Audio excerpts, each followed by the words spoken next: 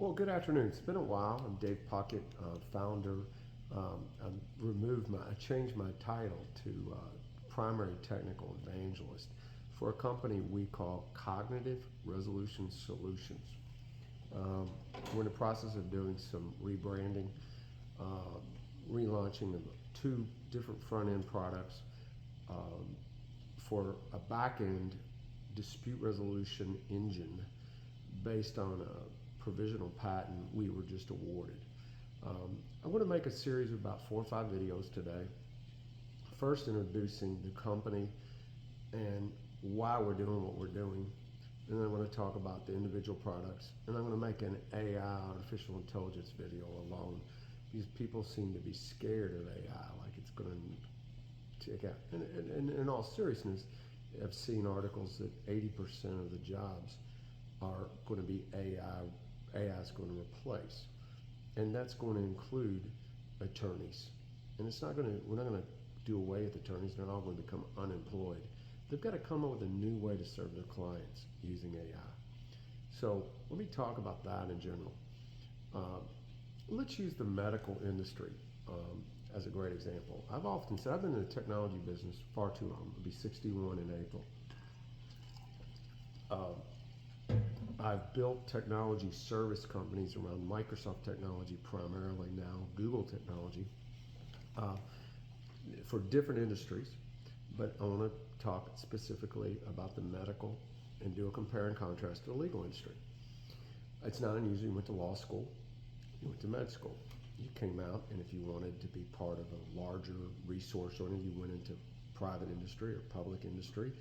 Or if you want to hang your own shingle and serve clients geographically around a specific area of medicine or area of law, you did so. So if you're a family doctor, you try to do a family practice. If you're a gynecologist, you try to do a gynecology practice. Uh, Attorneys are all specialized. Accountants are all specialized. And they all do their individual practices and hang their signs and buy the building and staff, and that's how they've done. It's how they pay their bills. That's their whole economic basis of their lives, and they serve their communities around their area of expertise. Well, again, this example is about doctors. Compare and contrast. Uh, your family doctor, I don't know a lot about the economics of a medical practice, but I would assume 500 to maybe 1,000 patient file would be your goal. Maybe you have a few doctors, maybe working with you in a partnership. Maybe you have 2 or 3, 4, 5 staff, a couple nurses, whatever. You'd be good. Your kids would go to private school, and you'd be living a good life. The medical profession and the technology profession, it's kind of funny, have been mostly, until recently, last decade, somewhat technology insulated. Now, this is an obscure example, but when I speak publicly about this, I say it. Think of the Charlie Brown cartoons, Lucy. Lucy had a psychiatric advice thing, 5 cents. And you can go to Lucy and solve your problems. Well, it's cute. But the problem is that's an unauthorized practice of psychology. Lucy didn't have a degree. She didn't have a license to practice. She didn't have liability insurance, and she wasn't a psychiatrist. Okay. Medicine. If I could, I'm not in medical research, but somebody that is an individual like myself that doesn't have a degree in medicine could come up with a cure, a medicine, or even a cure for cancer. But I can't open a booth or rent an office and say Dave Puckett cure for cancer, or Dave Puckett cure for arthritis, or whatever it is. Okay? So the medical profession in the last decade has at least, well, HIPAA was a major change and forced the medical profession around technology protections, IT security. And so HIPAA, a set of federal and state regulations, or federal regulations the state also adds to govern things. So in many ways, the medical industry was forced into technology faster than the legal industry. Okay, but the two things I want to use today as an example to drive this home is telemedicine and minute clinics. And I'm going to give two real life examples. Uh, you know, CVS and Walgreens now have minute clinics all over the place. Some of them, I don't think the minute clinics are open 24 hours a day, but extended hours. So if you're a client, a patient of the 500 to 1,000 case patient doctor practice, and you get sick on a Friday afternoon, you have to wait to call Monday morning, unless it's an emergency, and get an appointment. Well, if they're busy, you may not get an appointment Tuesday or Wednesday. And if you got an infection or pain or whatever, something that needs immediate, you can't wait. So the minute clinics, people can go, get seen by a nurse practitioner, get a prescription, fill the prescription right there, and get on your road to recovery immediately.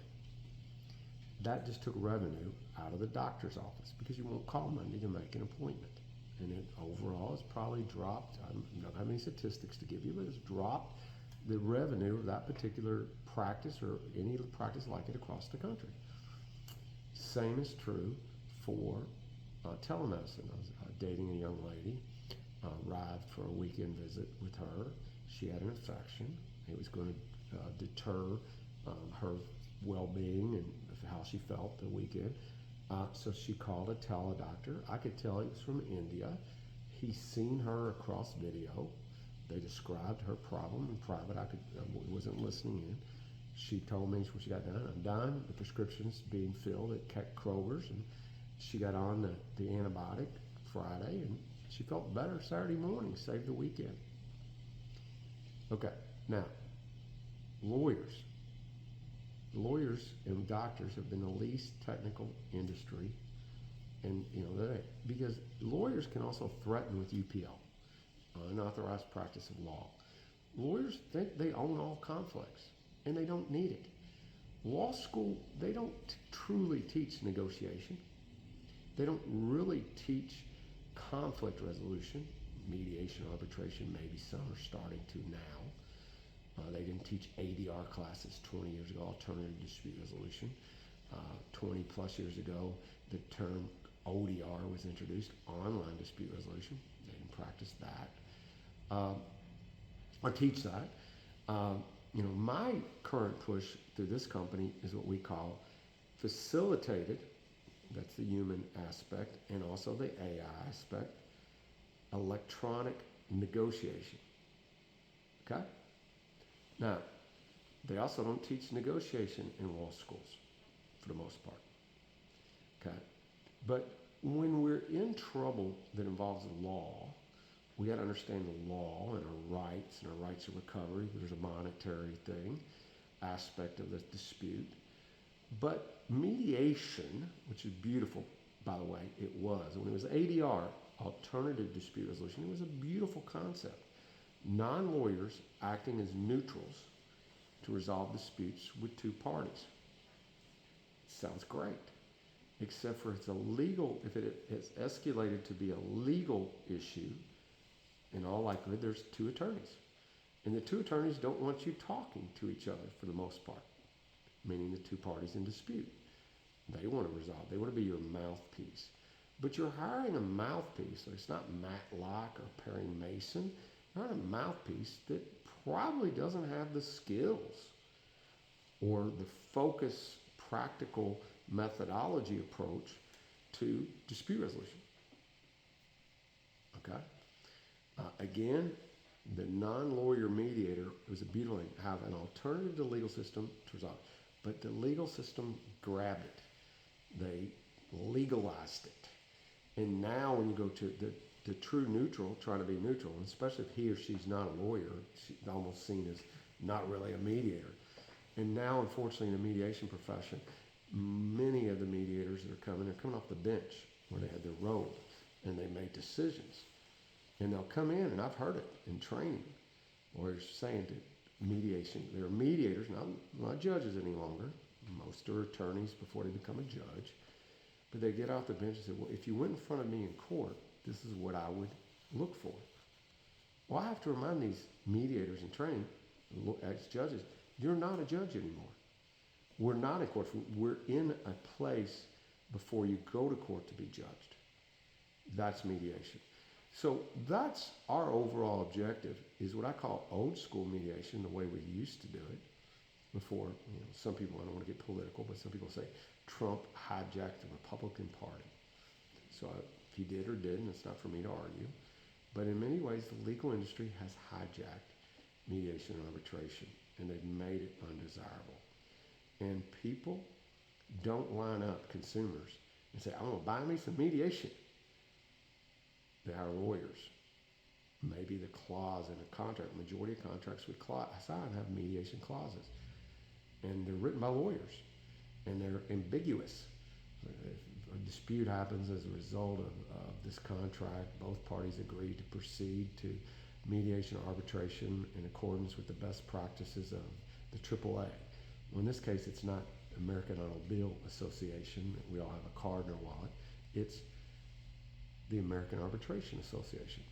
What does that mean to the average person? So there's services like we provide. They're going to come into this space. Our initial product is avoidcourt.com. Our newest product is resolvesite.com. There'll be individual videos to explain the differences. But they're all front ends to a back end dispute resolution based on a patent that I was awarded. We call eDNA or eResolve. Okay. It's electronic negotiation emulated, but mixes and blends emotional intelligence best practices so that you can diffuse the emotions. About 90 to 95% of conflict is emotional. And your attorney is supposed to be your mouthpiece to diffuse the emotions. But we often fire attorneys because we don't think they have enough emotions. They're not advocating for us. Okay, this technology is an equalizer. AI is not bad. There's going to be a video on AI. So we want to share this. I want to conclude this video with a generic understanding of why we got in this business and what our objectives are. Thank you. Hope you continue to watch.